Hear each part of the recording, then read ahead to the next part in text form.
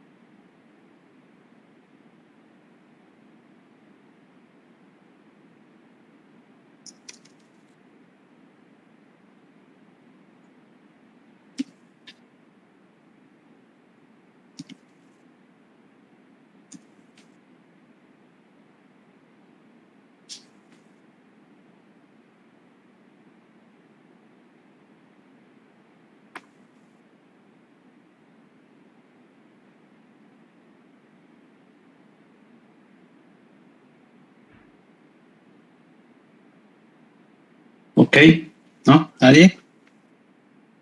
Sí, profe. ¿Andrea? Sí, es que estaba cargando la presentación.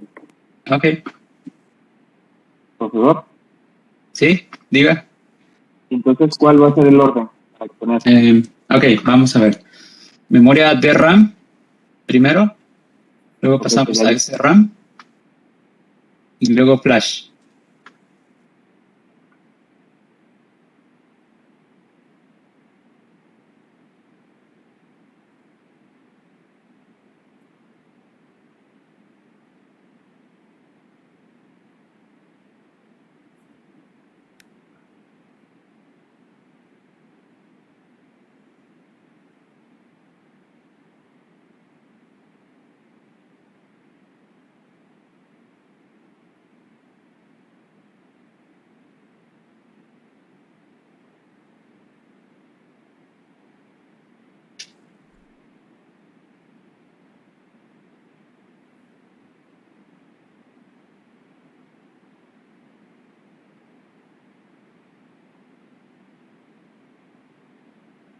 ¿Pueden ver mi pantalla?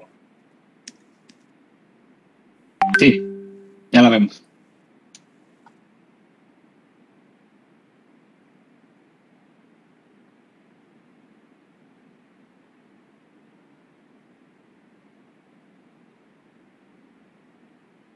Ok, bueno, buenos días, mi nombre es Andrés Escala y yo les voy a hablar sobre las memorias dinámicas de acceso aleatorios, conocidas como memoria de RAM.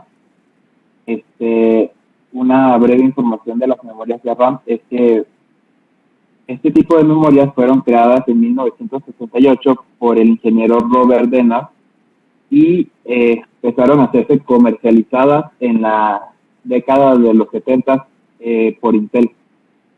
Las memorias de RAM se caracterizan porque están en la integración del circuito, son las que se encuentran más próximas al microprocesador. Es por eso que estas memorias tienden a ser mucho más fáciles de acceder a la información y la información se transfiere de forma más rápida y eficiente entre la memoria RAM y el microprocesador, a diferencia de otras memorias, de otras unidades de memoria como son las memorias SRAM o como son las memorias de almacenamiento.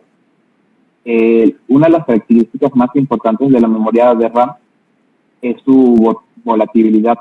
Esto lo que significa es que La memoria almacena datos temporales, almacena bits, forma de memoria temporal en los transistores que la componen. Esto significa que en caso de que el computador sea apagado, al dejarse de proporcionar cierta la corriente, el voltaje, la información que está guardada en estas memorias se pierde. Es por eso que estas memorias se suelen usar nada más para acceso temporal y no permanente. Otra característica importante de las memorias de RAM es que permite utilizar, reescribir y guardar los códigos, los datos y los códigos en tiempo real que se están ejecutando en el computador, específicamente en el microprocesador.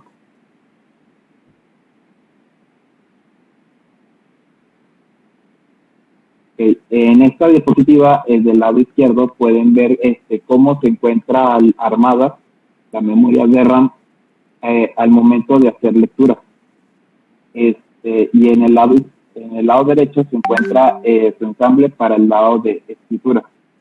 Para la hora de lectura, lo que hace la memoria RAM es enviar micropulsos de voltaje. Estos pulsos suelen ser de poco más de medio volt, y es con esto que se guarda la información.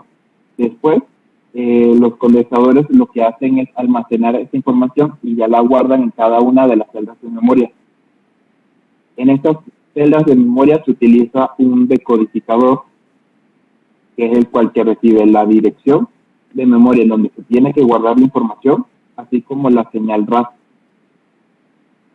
También en este tipo de lectura, lo que se hace es que el condensador hace uso de un transistor para determinar si la información que está recibiendo es un 1 o es un 0. Es decir, si la señal que recibe la memoria de RAM es superior a medio volt, la memoria considera ese voltaje como 1 y se guarda en la memoria. En cambio, si el voltaje es menos de 0.5 volts, se considera que es un 0. Es como si fuera un redondeo, lo que hace la memoria. Entonces, las celdas de memoria que tiene la DRAM están hechas, se componen de dos componentes principales, el transistor y un condensador. El transistor, su función es simplemente servir como un interruptor, el cual conecta y desconecta el condensador, y justamente es esta interrupción la que permite enviar las cargas de voltaje. Y el condensador lo único que tiene que hacer es mantener la carga. Otra dato importante es que las celdas de memoria de las memorias de RAM suelen ser de 2 dimensiones, pero esto también implica que las memorias de RAM pueden tener millones de celdas en su composición. Ahora, los tipos de memoria de RAM se dividen en 3 tipos. Las SDRAM, que la S proviene de la palabra síncrona, que lo que significa es que la memoria lo que busca es mejorar el rendimiento y de su conexión, agilizando la conexión entre la memoria principal y el microprocesador.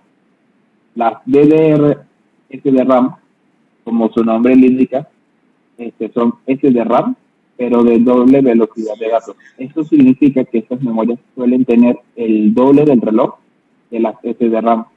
Actualmente las DDR-RAM tienen 5 generaciones, que datan desde el año 70 hasta la última generación, que salió el año pasado, en el 2021.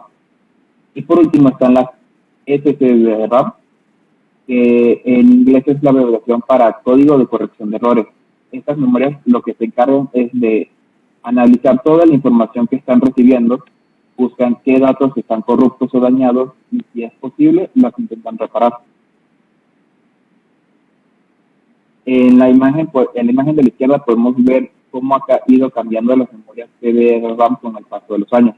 Se puede observar que las memorias de primera generación integraban menos componentes, pero eran de mayor tamaño y ocupaban mucho más espacio.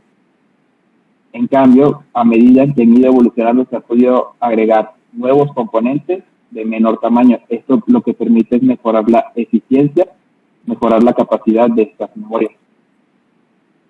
Ahora, un dato muy importante de cuando se habla de las DRAM es su velocidad. Para poder medir la velocidad de este tipo de memorias, lo que se hace es analizar la cantidad de megahertz que indica el fabricante. Esta cantidad lo que significa es cuántos ciclos de lectura y escritura puede hacer la memoria de RAM en cuestión de 1 segundo. Ahora, también es importante tomar en cuenta el tema de la latencia, que la latencia viene siendo el retraso que tiene entre que se envía la señal hasta que se recibe y se vuelve a enviar. El caso de la latencia, a mayor latencia, se puede esperar un mayor tiempo de respuesta para que funcione la memoria de RAM. Ahora, otro concepto muy importante que se tiene que tomar en cuenta a la hora de la latencia es el CAS latency o el PL. Esto lo que significa es la cantidad de tiempo que hay de interrupción. Y esto lo que hace referencia es que cuando el número de la PL, que se calcula con una fórmula matemática indicada por el fabricante, mientras este número sea mayor, peor será la latencia. Y la latencia lo que hace es afectar la misma velocidad de la RAM. Ahora, es importante resaltar que no necesariamente una memoria con un mayor reloj significa que sea más rápida, porque en realidad la velocidad depende del cálculo del PL. Se puede tener, por ejemplo, una memoria con 3200 MHz. Sin embargo, si su PL es mucho mayor en comparación a otras memorias, a pesar de ser más potente, va a ser más lenta. Y ahora, para hablar ciertas diferencias entre la SRAM y la DRAM, enfocado en la DRAM, los beneficios que traen este tipo de memorias, primero su costo. Las memorias de RAM, a comparación de las SRAM y cualquier otro sistema de memoria, cada vez se hacen más baratas. Por poner un ejemplo, las SRAM se hacen más costosas dependiendo de la cantidad de gigabytes que se vayan a ocupar. Sin embargo, con cada generación las de RAM aumentan su almacenamiento y se vuelven más baratas. En cuanto a la densidad, lo que se refiere es que estas memorias son capaces de almacenar más información en cada gigabyte que se utiliza. Esto las hace mucho más eficientes y lo que permite es minimizar el espacio físico que se tiene que usar en la protoboard. En las antiguas generaciones se requería ocupar mucho espacio en el uso de memoria. Sin embargo, las de RAM lo que han permitido es que cada vez se ocupen menos memoria. En lugar de usar 4 memorias de 4 GB de RAM, se puede tener una memoria de 16. Y la característica más resaltante de las de RAM es su velocidad. Esta velocidad lo que se hace referencia es que en la recuperación de archivos de datos que están en memoria temporal, así como su acceso instantáneo. Y ahora, unas desventajas que tienen las de RAM sobre las SRAM. Primero, este tipo de memorias utilizan mucha energía, por lo tanto, hay que tomar en cuenta la cantidad de energía que tiene que proporcionar el computador para poder mantener activa este tipo de memoria. Otro problema es la generación de calor. Puesto que utiliza mucha energía, es esperable que utilice mucho calor, genere mucho calor. Y este calor lo que suele hacer es que afecta los componentes que están tanto dentro de la memoria como a su alrededor. Y esto lo que requiere es una mayor inversión en el sistema de enfriamiento que va a tener el computador. Y la última desventaja que tiene este tipo de memoria es su volatilidad. Justamente, como se mencionó anteriormente, este tipo de memorias no son recomendables para almacenar datos a largo plazo, porque el hecho de que cuando se quedan sin energía, se elimina toda la información. Es por eso que en cuestión de almacenamiento, este tipo de memorias no son recomendables para utilizar. Ahora, el caso del funcionamiento de las de RAM, cada vez que se sale una nueva generación, Se trata de mejorar y de optimizar su funcionamiento, su velocidad de reloj y su capacidad. En el caso de las memorias DDR5, lo que se busca es ya poder obtener memorias de más de 128 GB de almacenamiento, lo cual va a permitir una mayor eficiencia y potencia en el computador. Muchas gracias. Okay. Bien, muchas gracias. Vamos a pasar a una sesión de preguntas. A ver, si tienen alguna pregunta, duda de lo que se ha comentado.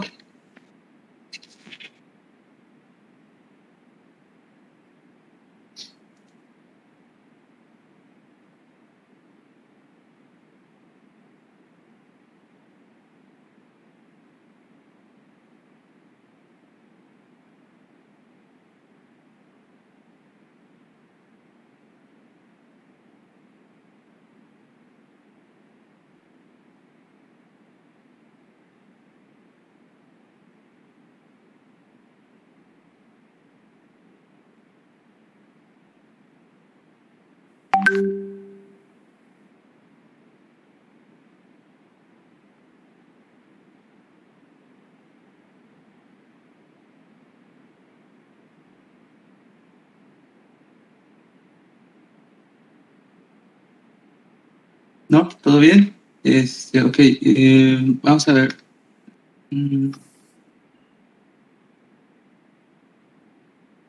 Voy a presentar aquí una lámina, más para complementar. Falta una actualización aquí para la DDR5, ¿no? Pero en términos generales, aquí todo lo que es memoria de la computadora en general se fabrica bajo esta tecnología, DDR. Esto es porque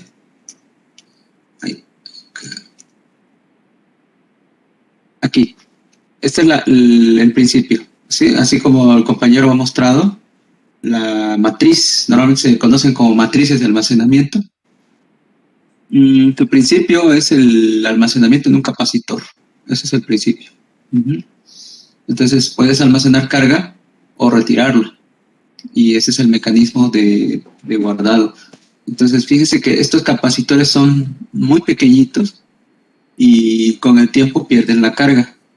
Es por eso que se necesita una electrónica aquí muy pues un poco compleja en términos de pulsos de sincronía.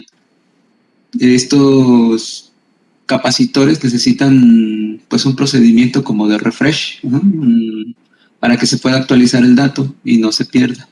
Es justo lo que comentaba el compañero, que una de sus desventajas es la alta volatilidad, ¿no? Entonces necesitan esos tiempos de refresco que se le llama para que se pueda permanecer el dato. Pero una de las ventajas es de que estos capacitores ocupan muy poco espacio. Como ven, nada más se conforma con un transistor y un capacitor. Entonces, esta sencillez, digamos, o simplicidad de implementación es lo que ayuda a incrementar la alta densidad. Y por último, comentarles que los voltajes, así como nos ha comentado el compañero, la evolución tiende a bajar varios aspectos, incluyendo los voltajes de alimentación.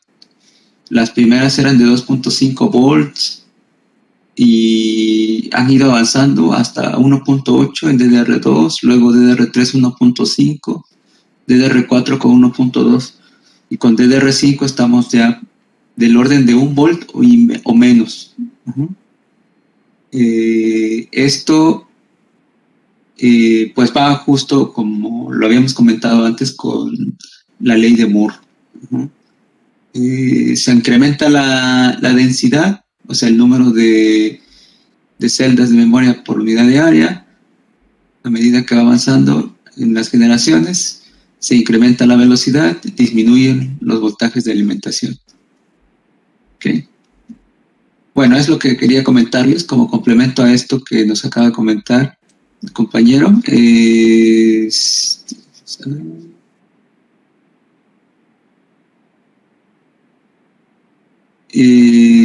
sí, Andrés. Muchas gracias, Andrés. Te encargamos, por favor, si nos puedes compartir la presentación para ponerla ahí en el sitio, como parte del material de lectura para esta unidad. ¿Me la puedes hacer llegar vía correo o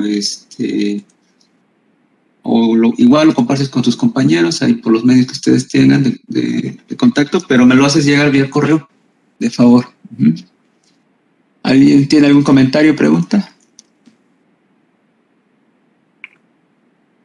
Ok, muchas gracias, Andrés. Vamos a pasar a la SRAM, por favor.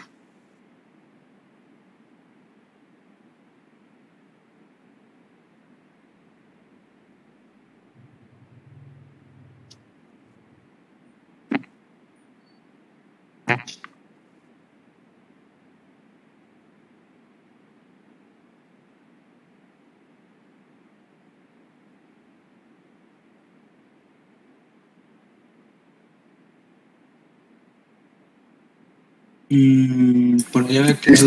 ¿Ya se ve la pantalla? A ver. Sí, ya lo estamos viendo. Ay, espera.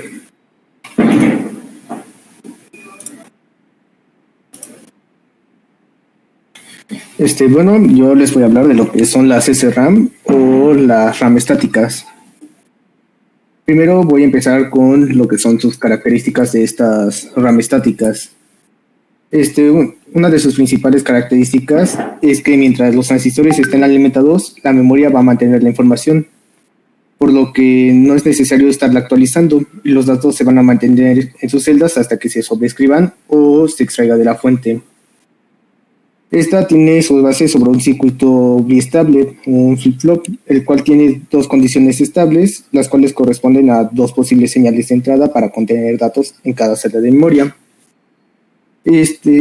Las celdas de memoria utilizan de 4 a 6 transistores para así poder almacenar un bit de información. Y estos transistores son los que controlan el flujo de energía. Ahora, las ventajas que tiene esta SRAM es que tiene una mayor rapidez a comparación de lo que es la memoria dinámica, por un tiempo de entre 10 y 30 nanosegundos, además de tener una mayor confiabilidad. Y bueno, cuál de sus principales características es que esta no necesita ser actualizada mientras se mantenga la información, por lo que esta va a retener la información a diferencia de la RAM dinámica, en donde solo tiene un almacenamiento temporal. Y bueno, como esta está construido con un circuito flip-flop, no necesita de tener un circuito complejo para así poder hacer este refresh. Entre las desventajas que tiene esta memoria es que su costo es mucho más elevado a comparación de lo que es la memoria dinámica. Y al utilizar más transistores consume más energía, además de que las celdas de memoria estática tienen un mayor tamaño de chip que la memoria dinámica. Pero bueno, ¿cómo es que funciona esta memoria estática? Por ejemplo, para poder habilitar lo que sería la escritura, se podría poner, por ejemplo, aquí lo que sería el 1 lógico, lo cual alimentaría esta señal y habilitaría lo que es la línea de palabra, donde también se habilitaría y le entregaría señal para activar lo que es el transistor, en donde se le entregaría un 1 lógico. Al ser activado, entregaría la corriente colector-emisor hasta lo que son las compuertas lógicas. Aquí se tiene lo que son dos inversores. Entonces, si tiene el 1 lógico, en la entrada tendría el 1 lógico y a la salida saldría un 0 lógico al ser inversor. Igual aquí entraría el 0 lógico y saldría un 1 lógico. Y entonces regresaría entrando un 1 lógico y saliendo el 0 lógico. Por lo que aquí estaría circulando lo que sería un 1 lógico en la celda de almacenamiento. Ahora, para la parte de lectura, igual aquí se tendría el 1 lógico y esta línea alimentaría este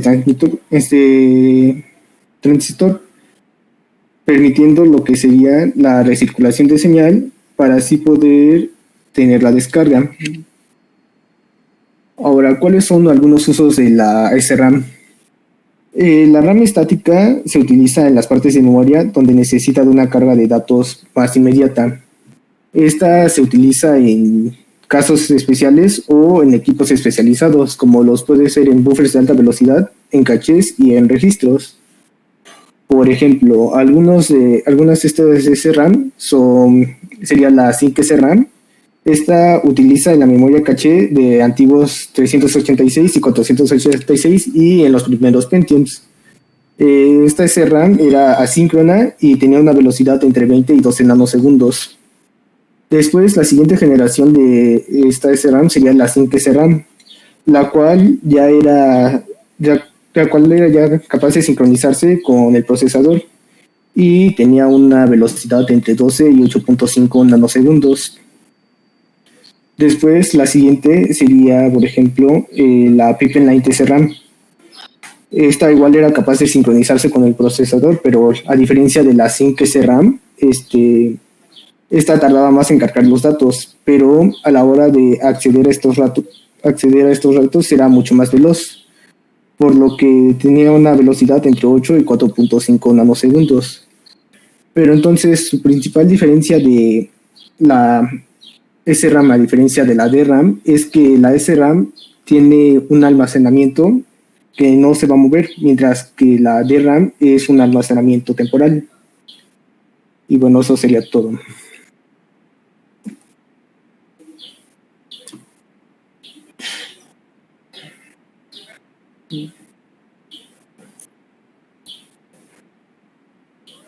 Ok,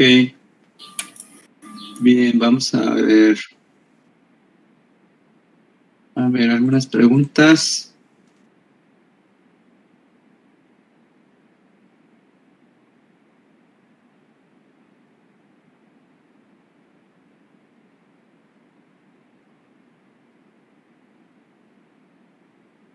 ¿Algún comentario?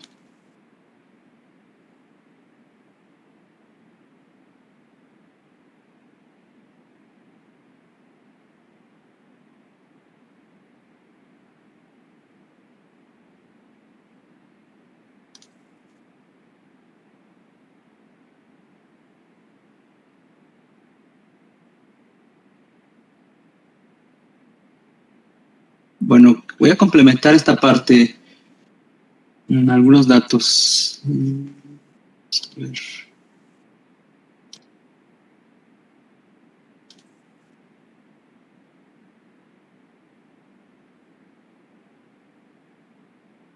Bien, aquí estoy presentando una sección. Esta fuente es Morris Mano, circuitos digitales. Esto es una celda, así como los compañeros nos los presentó. Aquí está un poquito más detallado en cuanto a la celda de memoria, lo que almacena. Hay una señal que nos va a decir si se va a leer o a escribir. Ajá. Y el dato viene aquí en la entrada. Si es que va a hacerse una escritura, se habilita este buffer, se habilitan estas compuertas AND. Eso permite el paso de la señal de entrada, que al final pues es un solo bit aquí porque es una celda, y pasa a un flip-flop tipo SR. Está aquí, que el flip-flop tipo SR está compuesto por 4 compuertas y guarda ese dato. Mientras esto esté energizado y esté presente el pulso de reloj, aquí falta el pulso de reloj, no está incluido. Aquí va a estar el dato, ¿no? En SR. Una vez que se va la energía, pues se pierde, ¿no? Se pierde el dato. Pero a diferencia del capacitor, pues esto no necesita una señal continua para que se esté refrescando el dato de almacenamiento. ¿Okay? Y en el caso de la lectura, hay que sacar el dato que está guardado en el flip-flop. Está guardado aquí en el flip-flop y ahora hay que extraerlo, ¿no? Y la manera de extraerlo pues sería deshabilitando la parte de la entrada porque no se puede leer y escribir al mismo tiempo. Entonces se deshabilitan las compuertas de entrada y se habilita la compuerta de salida. Y así es como viene ahora la salida. Okay. Ustedes pueden ver acá que dice seleccionar, otra línea más. Estas líneas llegan a las compuertas AND, tanto de entrada como de salida. Quiere decir que es como un habilitador, un enable, ¿no? O sea, se habilita esta celda o se inhabilita, ¿no? Entonces, esa es la manera como se tiene acceso, digamos, a esa celda en particular. Ahora, esto, pues imagínense, eso es solamente un solo bit. A diferencia de lo que vimos con la DRAM, que nada más tenía un solo transistor y un capacitor, pues aquí tenemos, en principio ya tenemos 1, 2, 3, 4, 5 compuertas externas para que controle solo la celda, más las compuertas del flip-flop. Y cada compuerta se compone por al menos unos 4 transistores. Entonces ahí resulta la complejidad en cuanto a densidad, número de transistores, se incrementa muchísimo. Es por eso que, como bien mencionaba el compañero, se usan en casos especiales. Casos especiales, como bien lo mencionaba, los registros internos de los microprocesadores o memorias caché. Es por eso también que el valor monetario de los microprocesadores también está en función un poco de los niveles de memorias caché que tienen, ¿no? Por ese detalle. Ahora, si nosotros unimos varias celdas, formamos la matriz y en cada uno de estos está una celda de almacenamiento. Y lo que se seleccionaba, lo que aquí antes habíamos mencionado como selector, pues ahora aquí es la palabra, ¿no? Todo está conectado así en horizontal. Aquí, por ejemplo, la palabra 0, cuando se selecciona la palabra 0, se habilita cada uno de estas celdas. Esta es una celda, una palabra de 4 bits. Y pues por aquí se selecciona si se va a leer o a escribir y ya se pasa la información. Este elemento que dice decodificador, ese también es un circuito digital que básicamente funciona como el decodificador que ustedes han estudiado en otros cursos, donde entra un dato binario y lo que sale es un código que consiste básicamente en que se habilita solamente una salida y las demás quedan inhabilitadas. Entonces, si entra aquí el 00, se habilita nada más lo que dice aquí palabra 0. Si entra el 01, se habilita solamente palabra 1 y así sucesivamente. Entonces, esta es una lógica también bastante compleja. Imagínense muchísimas palabras, ¿no? O sea, hasta millones de palabras. Entonces, ¿cómo crece este decodificador? O sea, se hace grandísimo. Entonces, ahí también hay una parte de circuitos digitales bastante compleja, ¿no? Que va incrementándose conforme aumenta la capacidad de la memoria. ¿Okay? Bueno, esa era la parte de lo que les quería comentar para complementar la información. Ok, bien.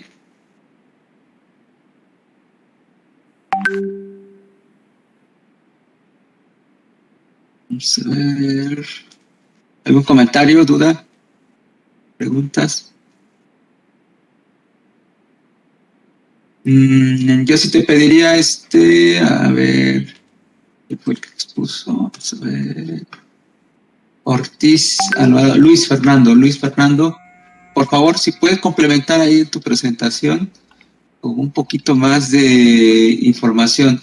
Ahí me gustaría que incluyeras, por favor,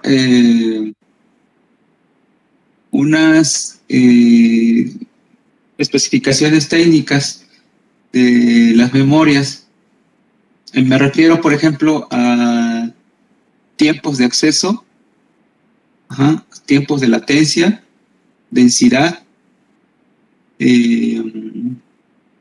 tecnología de fabricación, Lo que puedes hacer es que ya, como veo que ya agregaste ahí algunas imágenes de algunos chips, nada más busca información un poquito más amplia de cada uno de ellos para que incluyas otros datos técnicos que también son relevantes.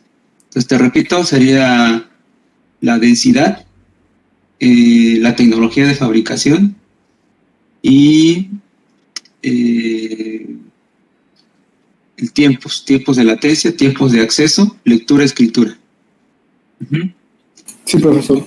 Ok, y por favor, si le puedes agregar también esto que acabo de comentar sobre el circuito, cómo está constituido una celda, con un poquito más de detalle, ¿no? Y ya sería lo único. Bien. ¿Algún comentario, pregunta? Ok, vamos a pasar a la parte de la memoria flash, por favor. Sí, profe. Gracias.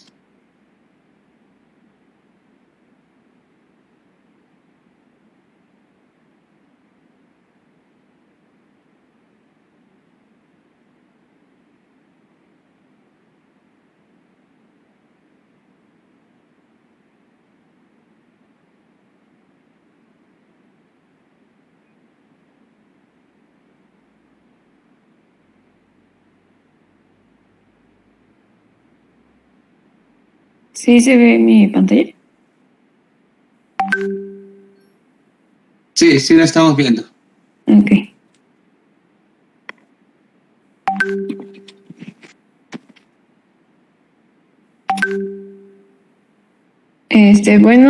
Buenas tardes. Yo soy Andrea Vargas y yo les voy a hablar sobre la memoria flash. La memoria flash son unas memorias que son dispositivos que van a almacenar grandes cantidades de información.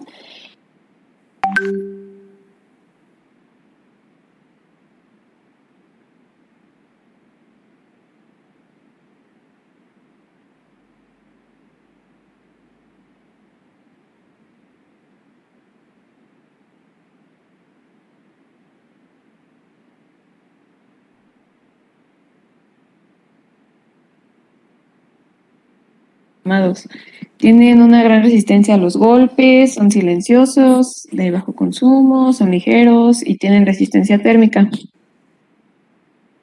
¿Dónde se encuentran? Pues creo que ya no hay muchos, pero estaban en los reproductores MP3, en unidades de estado sólido, en cámaras digitales y memorias USB. De hecho, las memorias USB pues todavía son como muy utilizadas y es un ejemplo muy puntual sobre este tipo de memorias. Su clasificación, se clasifican en dos formas. Una es según su formato. En este entran las tarjetas de memoria, que van a ser dispositivos que van a estar pensados para estar dentro de otros dispositivos electrónicos. En este caso podrían ser como ejemplo una compact flash, multimedia card, tarjetas SD, entre otras. También están las pendrive, que son las que les comento que serían las USB, que son dispositivos que están pensados para ser utilizados como discos duros portátiles, porque nos permiten tener pues toda nuestra información y poder llevarla a cualquier lugar. Tienen una memoria flash en su interior y pues se pueden conectar directamente al ordenador.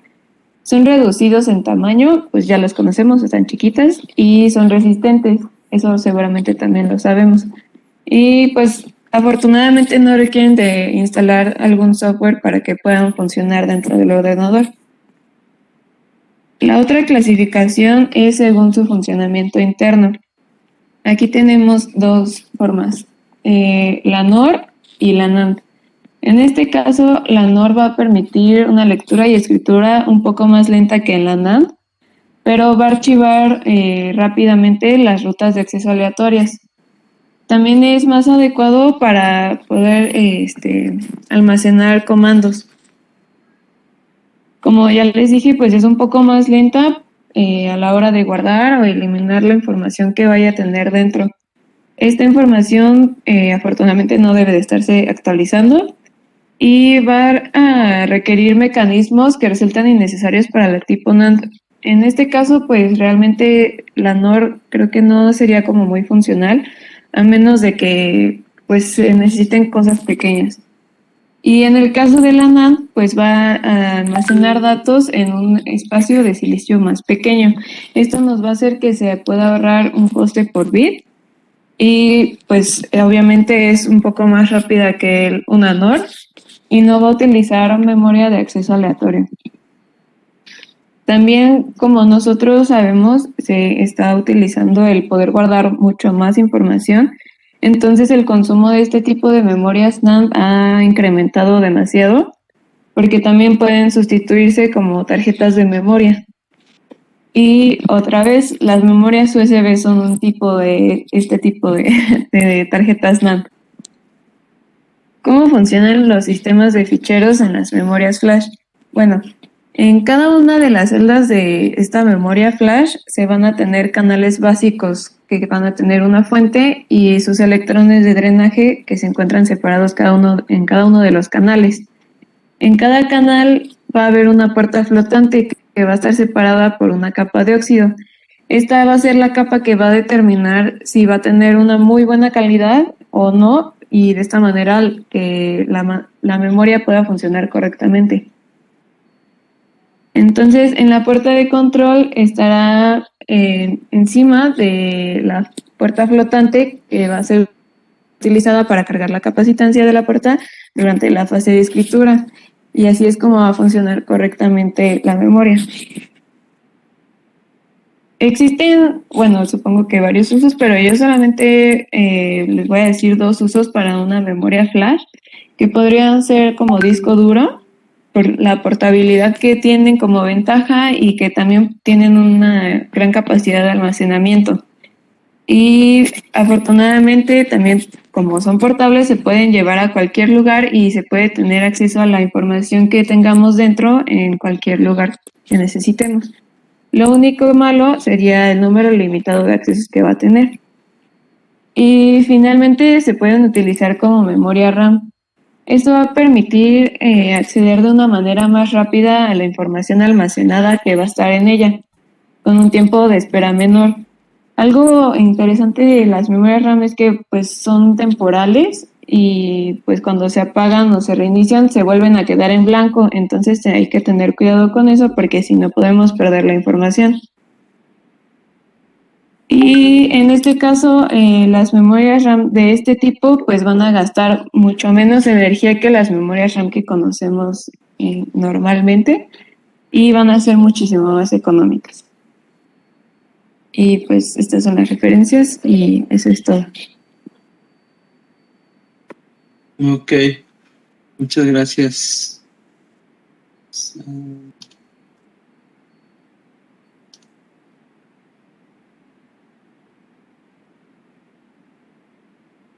Bueno, esta tecnología es diferente. Sí, ahí nos faltó una imagen donde mostraran un mecanismo de cómo se guarda la información.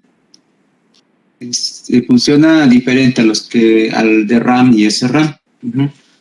Esto es de las tecnologías más recientes, o sea, no es nueva, pero es de las últimas que se han investigado en cuanto a tipo de almacenamiento en silicio. O sea, si es en silicio funciona rápido, funciona mucho mejor, ¿no? Entonces, por aquí voy a compartir una imagen.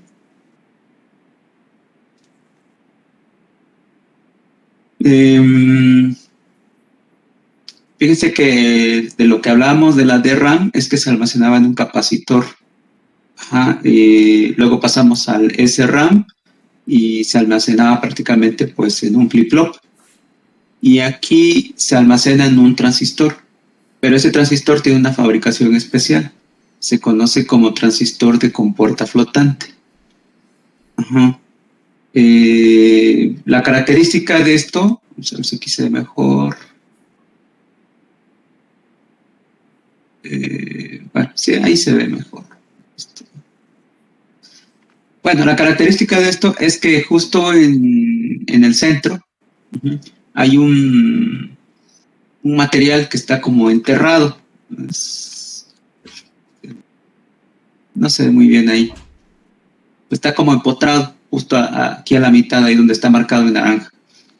Y ahí se genera un efecto que se conoce como efecto túnel. Se inyecta carga de uno de los extremos y a través de un voltaje que se aplica también en la parte superior, que se conoce como compuerta, se inyecta una carga, rompiendo de alguna manera, ¿no?, la barrera de potencial que impone el aislante que está ahí. Y eso genera que la carga se quede almacenada en esa porción de metal que está incrustado ahí. Eso se conoce como compuerta flotante. Y bueno, ese invento, ese mecanismo, fue gracias a la tecnología, o sea, que se puedan desarrollar hoy día los transistores a esta escala de control, o sea, son muy pequeñitos, y que se puedan controlar las dimensiones, los tipos de materiales, todo eso, pues gracias al desarrollo tecnológico, ¿no? Es que podemos contar con este tipo de transistores. Y eso pues lleva a la memoria flash. Entonces, el borrado, la escritura y la lectura es eléctrico. Todo es eléctrico. Y la gran ventaja es de que son voltajes pequeños. O sea, no necesitamos aquí grandes voltajes para guardar los datos. Entonces, con voltaje muy pequeño. Uno de los problemas que presenta, que justo Andrea nos comentó, nada más que lo comentó un poco rápido, es que presentan una degradación. Esta degradación se debe a una erosión en el mecanismo de escritura-lectura. Entonces, no es tan recomendable para usarlo como memoria SRAM, o sea, como para sustituir su función. Porque los tiempos de lectura y escritura, si bien son cientos de miles, pero son más cortos que los que soporta una SRAM. Entonces, eso limita de alguna manera pues ese funcionamiento. Por ejemplo, en los microprocesadores se usan, en los microcontroladores se usan como mecanismo para guardar los programas. Entonces, es una operación que se hace, pero no se hace a la misma frecuencia no se usa a la misma frecuencia como se usa la SRAM. Entonces, está un poquito más limitado su uso para que su tiempo de vida también se prolongue más. Okay. Bueno, obviamente, pues esto va avanzando, ¿no? Y cada vez se van mejorando. Y los tiempos de lectura, números de lectura-escrituras se van incrementando cada vez.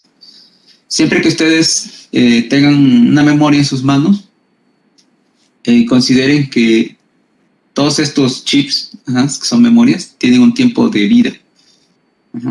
Y ese tiempo de vida está limitado, a veces se indica como por el número de veces que tú puedes escribir o leer. Entonces es un dato también interesante porque a veces te lo pueden marcar como un número muy grande, ¿no? O sea, estamos hablando de cientos de miles o incluso millones, ¿no? Pero imagínense la operación de esos chips en el tiempo, ¿no? Entonces, es algo que hay memorias que se están usando continuamente, mucho, ¿no? Y hay otras cuyos tiempos, o cuyo uso, mejor dicho, pues es menos frecuente. Entonces, ahí es donde se hace la división, ¿no? En qué tipo de memoria o qué tecnología se va a utilizar.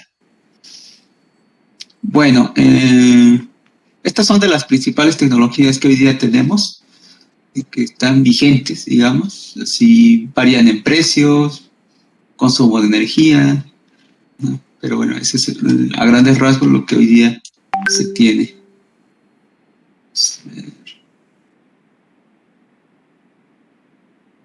Bien, para la siguiente clase les voy a pedir de favor, ya están asignados, ¿no? Los temas. Vamos a empezar la siguiente clase con las memorias de estado sólido o discos duros de estado sólido. Luego disco duro mecánico y almacenamiento óptico y almacenamiento por EEPROM. Son esos 4 temas así que quedan pendientes y los vamos a cubrir en la siguiente clase. Ok. Bueno, les encargo por favor a los compañeros que presentaron hoy que me manden sus presentaciones vía correo, por favor. Y para compartirlo. Vamos a tomar esta información también como material de lectura. ¿Ok? ¿Alguna pregunta, comentario?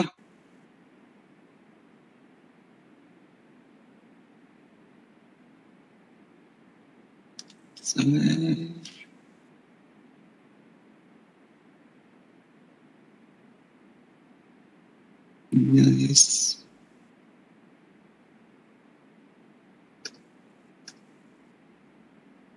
Yo creo que no, profe, todo bien. Hoy es el último día para entregar su actividad, ¿no? Así como está marcado. Échenle ganas, no lo dejen para el final. Ok, creo que hubo bastante tiempo, entonces procuren no enviarlo a última hora, ¿no? Luego se puede saturar esto. Ok, bueno. Nos veríamos la próxima clase, muchachos, si no hay ningún comentario. Profe, ¿ahorita puedo hablar con usted? Sí, claro. Gracias. Ok.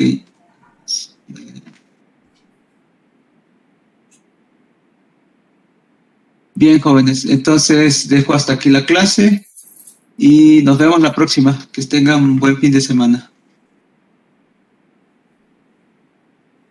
Muchas gracias, profe, igualmente. Hasta luego. Hasta luego, profe. Hasta luego. Gracias.